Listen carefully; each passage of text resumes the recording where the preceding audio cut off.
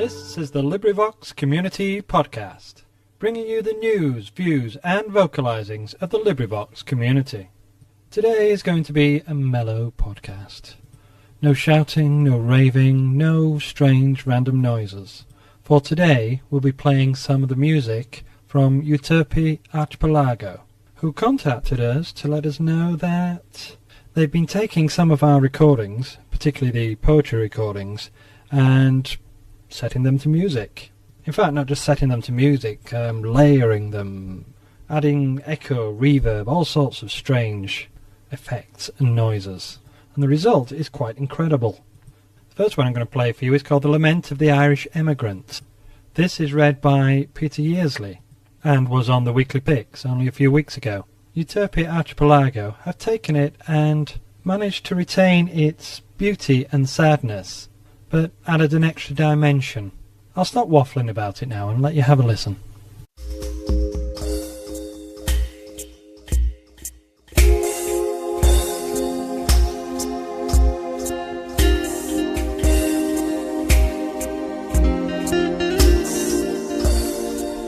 I'm sitting on the stile, Mary, where we sat, side by side, on a bright May morning long ago, when first you were my bride. The corn was springing fresh and green, and the lark sang loud and high, and the red was on your lip, Mary, and the lovelight in your eye.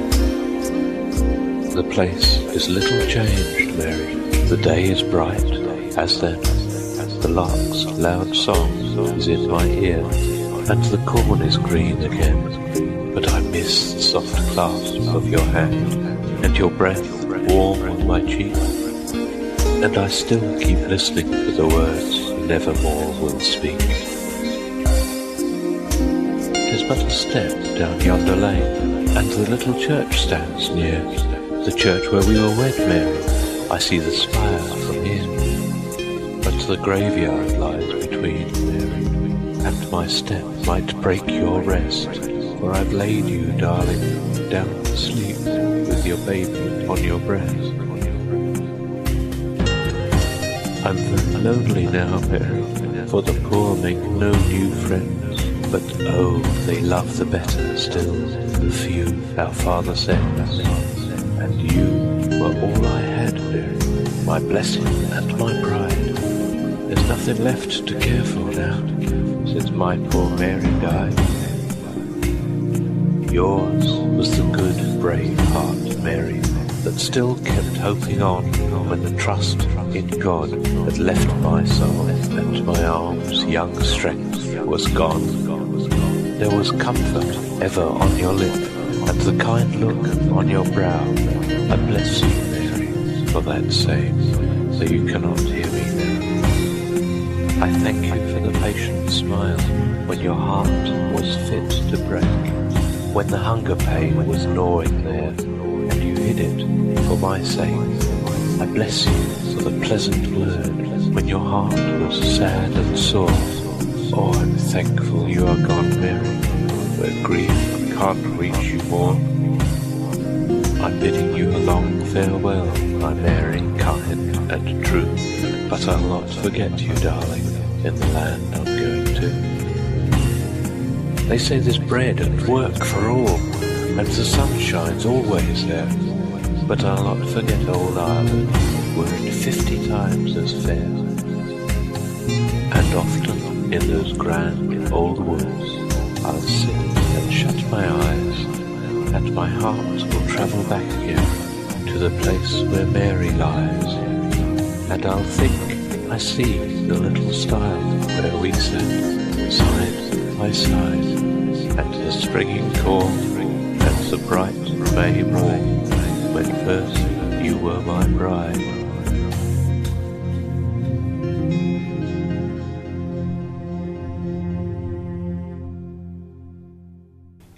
Yes, absolutely beautiful.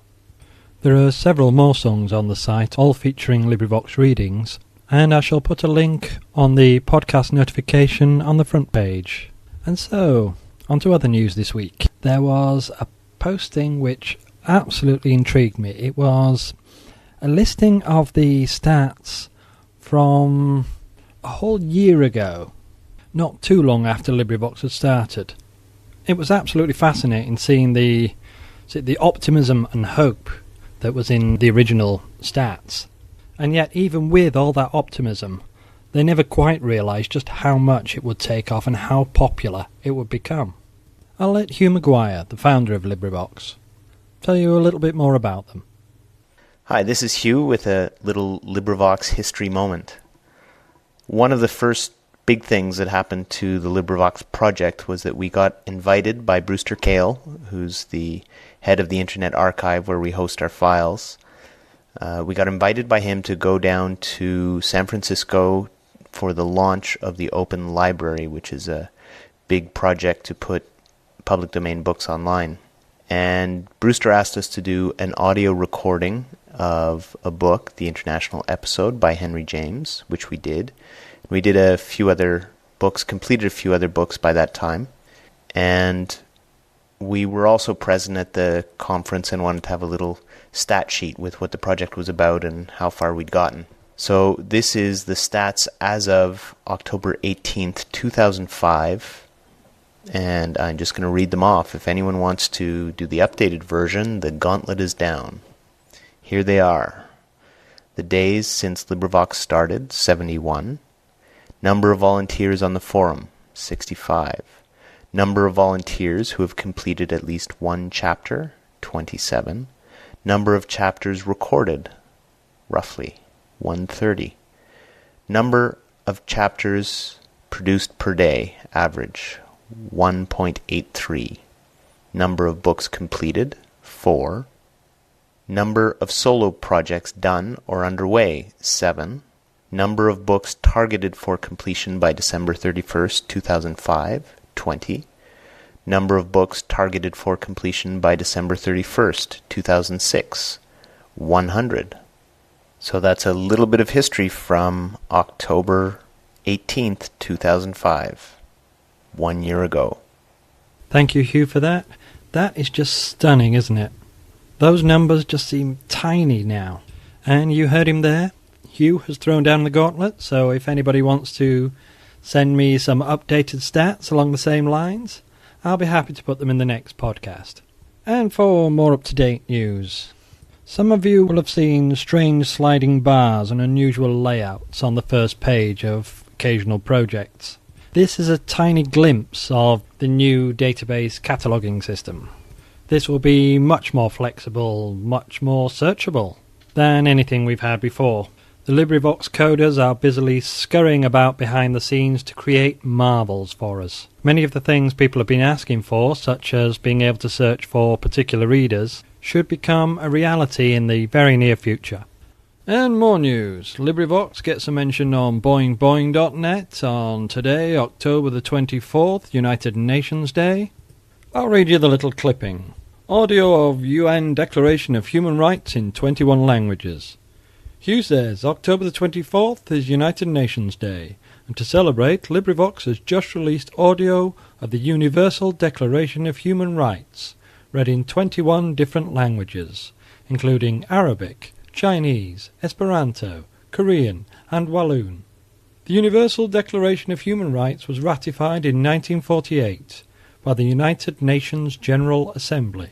It defines fundamental rights of individuals and exhorts all governments to protect these rights. The UN has translated the document into over 300 languages and dialects. This audiobook includes readings in 21 languages by LibriVox volunteers. And now for some sad news. TBOL3 will not be with us for this podcast. I know, I promised no silly noises, but I couldn't resist that one. We do, however, have a replacement. Or that one. One of our youngest members, Henry, has leapt into the breach to save the day. Henry, take it away. Hi, this is Henry Freegon sitting in for the amazing TBOL3 this week. Here are some of our recently catalogued works. The Village Blacksmith by Henry Wadsworth Longfellow. Mrs. Coddle's Curtain Lectures by Douglas William Gerald. 300 Tang Poems, Volume 1 by Various. 7 Little Australians by Ethan Sybil Turner. Short Poetry Collection 016. Long Poems Collection 002. Secret Chambers and Hiding Places by Alan Fee. Columbus by Joaquin Miller. How to Tell the Birds from the Flowers by Robert Williams Wood. Our users have posted a total of 57,065 articles. We have 2,431 registered users. Here are some new registered users. Artanas, LHS English Classes, Knindin, Powermnug, Caradroya, D, Opal, Glidden 77690, Libar 2, and Halen. Back to you, Jim. Thank you, Henry. Much appreciated. And now we shall bring the podcast to a close. But I will return again next week. So, if there's anything you want in the podcast, if you want to push your ladies' project, or round up some volunteers for proof listening, leave me a message at LibriVoxPodcast@gmail.com or private mail to Jim Mowat. We'll finish this week with another from Euterpe Archipelago. As you can probably tell, I'm very excited about this new development. Apart from the fact that they're making some delightful pieces of music, it's also an affirmation of the decision to go public domain. When LibriVox releases recordings into the public domain, we enrich that public domain resource. The text we record can be used for education, for entertainment, for creating new works of art. There are so many fascinating possibilities. I'm delighted when I hear people have been listening to our recordings. I'm delighted when I see people sharing our recordings. And I'm especially delighted when I see people create new things from these recordings. So here's Euterpe Archipelago with a magnificent reworking of an Emily Dickinson poem, The Chariot, read by Nicole Doolin.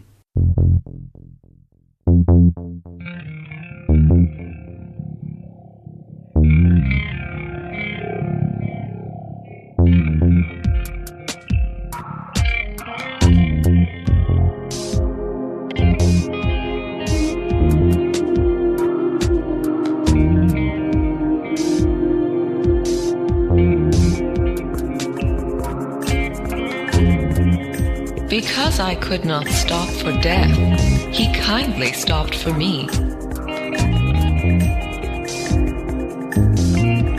The carriage held but just ourselves and immortality.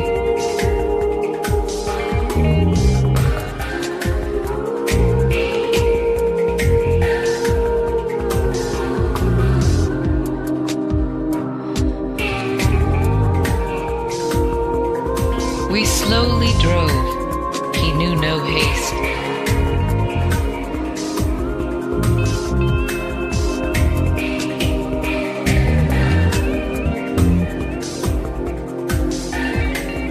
And I had put away my labor and my leisure too, for his civility.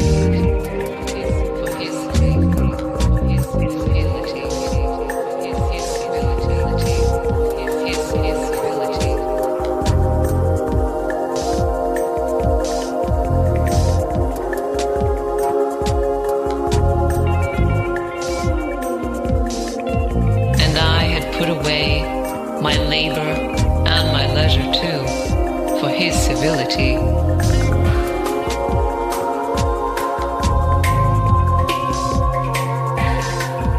We passed a school where children played, their lessons scarcely done.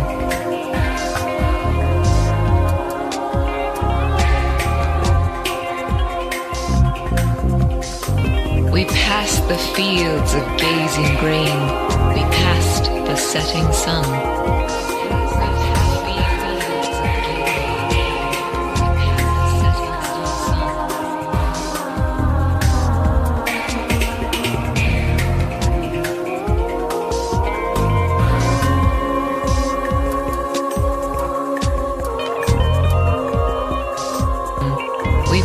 Past the fields of gazing grain, we passed the setting sun.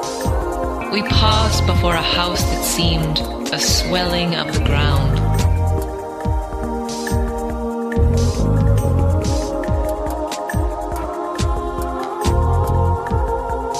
The roof was scarcely visible, the cornice but a mound.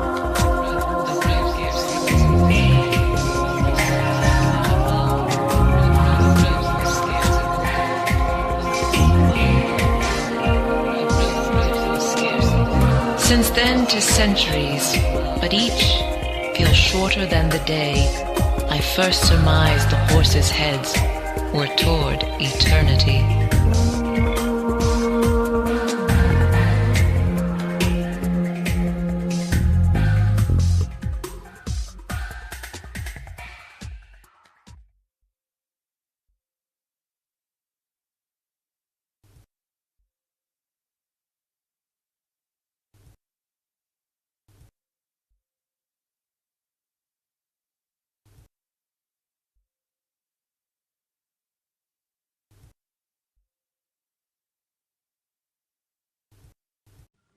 Are you looking to take your story to the next level? Struggling with plot, characters, or themes? Here's how we can help you unlock your manuscript's full potential. It all starts with understanding the heart of your story. We'll dive into every aspect of your manuscript to ensure it's the best it can be. In-depth book critique, a thorough analysis of your manuscript, focusing on key elements such as plot structure, spotting gaps, pacing issues, and plot holes to ensure a strong and engaging narrative. Character development, deepening character motivations, arcs, and relationships to make them unforgettable. Pacing and flow, keeping readers hooked with smooth transitions and well-paced scene progression. Themes and symbolism, enhancing the impact of your story's core messages. Tailored feedback and recommendations. We'll provide personalized insights, including a summary of strengths, opportunities for improvement, and clear strategies to refine your story. For more information, check the description below. Let's bring your vision to life and make your story shine.